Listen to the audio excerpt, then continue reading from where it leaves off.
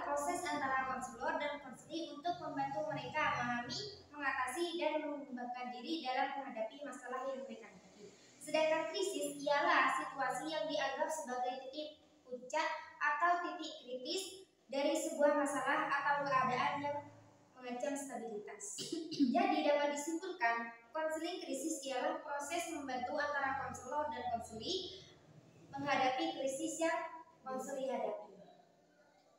Menurut saya, konseling krisis merupakan proses pemberian bantuan segera dan membantu individu menemukan sumber daya di dalam dirinya atau menghadapi krisis secara eksternal dengan pelayanan secepat dan efisien yang diberikan secara khusus. Sedangkan menurut saya, konseling krisis adalah bentuk konseling yang membantu atau mendukung individu saat mengalami kejadian krisis yang secara emosional. Kita akan memasuki pembahasan tentang apa yang akan kita diskusikan. Yang pertama ialah bagaimana perbedaan reaksi terhadap krisis dan trauma. Saya jelaskan terlebih dahulu tentang krisis dan trauma. Krisis sendiri ialah situasi yang mendadak dan tidak terduga yang mengancam keseimbangan fisik, emosional, atau psikologis seseorang. Sedangkan trauma adalah pengalaman yang mengancam jiwa atau mengganggu keamanan dan kesejahteraan seseorang secara signifikan. Baiklah, yang kita akan didiskusikan ialah perbedaan reaksi terhadap krisis dan trauma. Menurut saya, reaksi krisis lebih kepada respon emosional yang intens seperti kecemasan, ketakutan, atau kepanikan yang bersifat singkat. Sedangkan trauma, reaksi terhadap trauma umumnya lebih berkepanjangan dan mempengaruhi berbagai aspek kehidupan individu. Menurut saya, perbedaan yang selanjutnya yaitu reaksi yang mungkin berbeda-beda, tergantung pada individu dan situasi yang dihadapi. Ini reaksi pada krisis. Sedangkan pada trauma dapat mempengaruhi hubungan sosial, fungsi sehari-hari, dan kualitas hidup secara keseluruhan. Menurut saya, ada dua faktor yang mempengaruhi reaksi krisis. Yang pertama, trauma di masa lalu atau kebahagiaan di masa lalu, pengalaman masa lalu. Jika seseorang telah mengalami trauma pada masa lalu, krisis baru dapat memicu respon emosional yang kuat. Sedangkan keadaan bahagia di masa lalu dapat memicu kehidupan yang stabil dan penuh dukungan.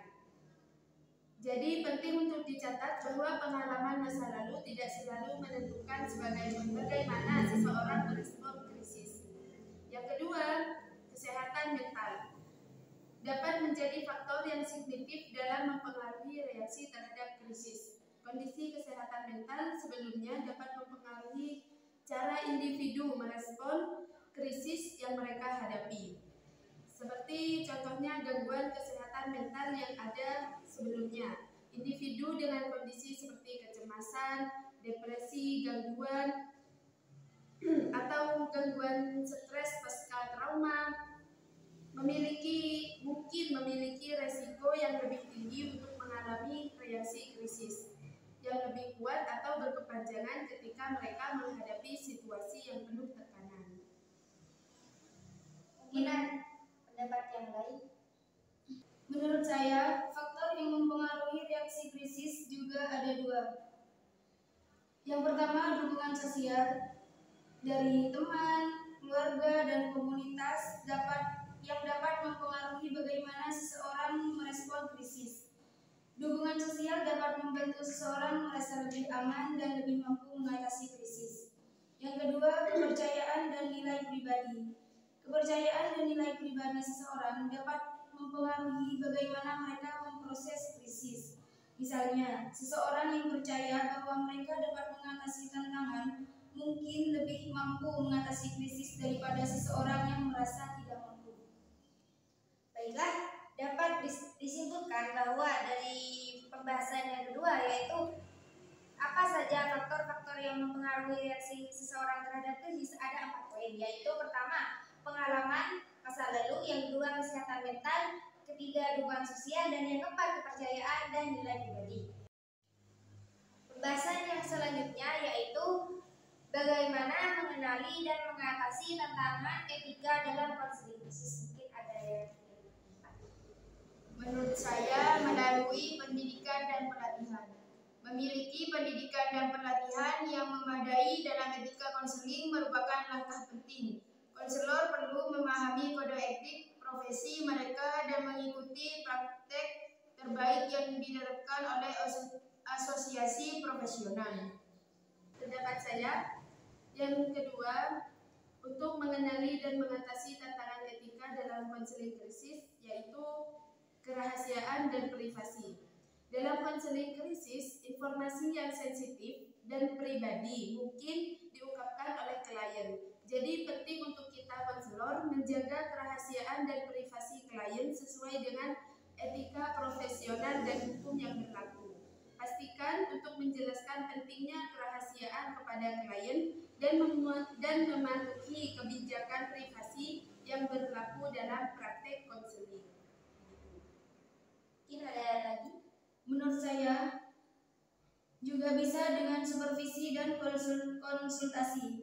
Mengambil bagian dalam supervisi dan konsultasi dengan rekan seprofesi atau supervisor dapat membantu mengidentifikasi dan mengatasi tantangan etika dalam konseling krisis.